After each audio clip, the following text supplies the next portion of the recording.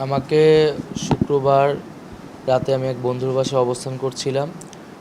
শনিবার দিবাগত রাতে ২টা থেকে ৩টা নাগাদ সেই বাড়িতে প্রায় ২০ থেকে ৩০ সদস্যের একটা টিম ডিবি পুলিশ পরিচয়ে গেট ভেঙে ঢুকে আমাকে সেখান থেকে তুলে নিয়ে যায় এবং তারা গাড়িতে উঠিয়ে আমার চোখে ৩-৪ স্তরে কাপড় বিশিষ্ট একটি পর্দা লাগিয়ে দেয়, চোখ বেঁধে ফেলে এবং আমার হাতে হ্যান্ডকাপ পরানো হয় এবং আমাকে পরবর্তীতে তারা গাড়ি চালিয়ে একটি বিল্ডিংয়ে নিয়ে একটি রুমে নিয়ে যায় এবং আন্দোলন সম্পর্কিত নানা জিজ্ঞাসাবাদ করে যে আন্দোলন আমরা কেন করছি, এই আন্দোলনের উদ্দেশ্য কী, আমরা কেন কর্মসূচি প্রত্যাহার করছি না এবং পরবর্তীতে আমার উপর মানসিক এবং শারীরিক নির্যাতন তারা শুরু করে এবং এক পর্যায়ে আমি সেন্সলেস হয়ে যাই এবং এরপরে আমার সেখানে কোনো স্মৃতি নাই। আমি আজ সকালে 4টা থেকে 5টা নাগাদ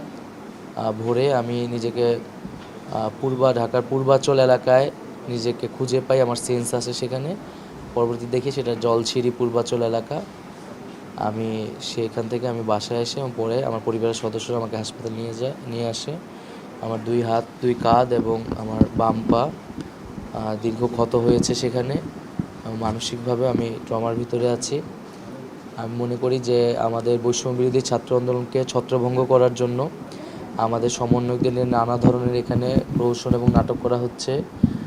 এখানে আমাকে গুম করা হয়েছিল, অন্যদেরকে নিয়ে মিডিয়ায় নানা ধরনের বিভ্রাট তৈরি করা হচ্ছে, নানা ধরনের বিভাজন সরকারের জায়গা থেকে তৈরি করা হচ্ছে, আমাদের একতাকে নষ্ট করা হচ্ছে এবং ইন্টারনেট না থাকার কারণে এবং নিরাপত্তা সংকট থাকার কারণে আমরা একসাথে বসতে পারছি না, একসাথে আমরা যোগাযোগ করতে পারছি না।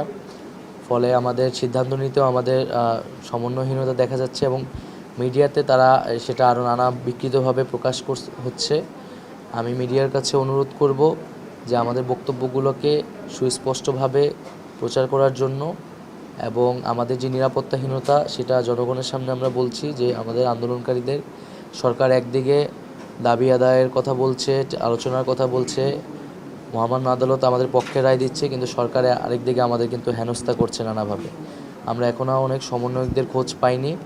দ্রুত সময়ের মধ্যে আমরা আমাদের সমন্বয়কদের সন্ধান চাই এবং সকলের নিরাপত্তা নিয়ে আমরা আমাদের ক্যাম্পাসে প্রবেশ করতে চাই। আমরা আসলে অপেক্ষা করছি সরকারের সেই প্রজ্ঞাপনের জন্য। প্রজ্ঞাপনটি যখন আসবে তখন সেটিতে সকল গ্রেড রাখা হচ্ছে কিনা এবং ফাইনালি কত % রাখা হচ্ছে সেটা দেখে আমরা বলতে পারবো যে আমাদের আসলে প্রতিক্রিয়াটি কি, এটি পজিটিভ প্রতিক্রিয়া হচ্ছে নাকি নেগেটিভ হচ্ছে।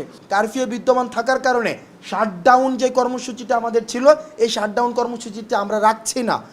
1 নম্বর বিষয়, শাটডাউন কর্মসূচি থাকছে না, কিন্তু আমাদের পরবর্তী 48 ঘন্টার আমরা আলটিমেটাম দিচ্ছি।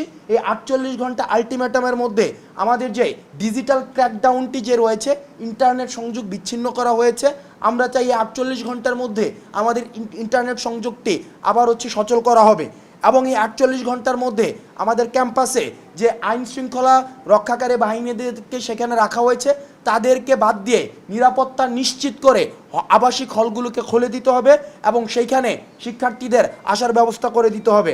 এবং তৃতীয়ত যে দাবিটা সেটা আমাদের সমন্বয়কদের মধ্যে নিরাপত্তা ঝুঁকি রয়েছে।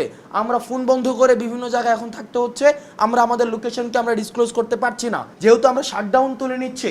সুতরাং আমরা সরকারের কাছে আমরা আহ্বান জানাবো এই 48 ঘন্টার মধ্যে কারফিউ যেটি রয়েছে সেই কারফিউটিকে তুলে দিয়ে স্বাভাবিক জনজীবনকে নিশ্চিত করতে হবে।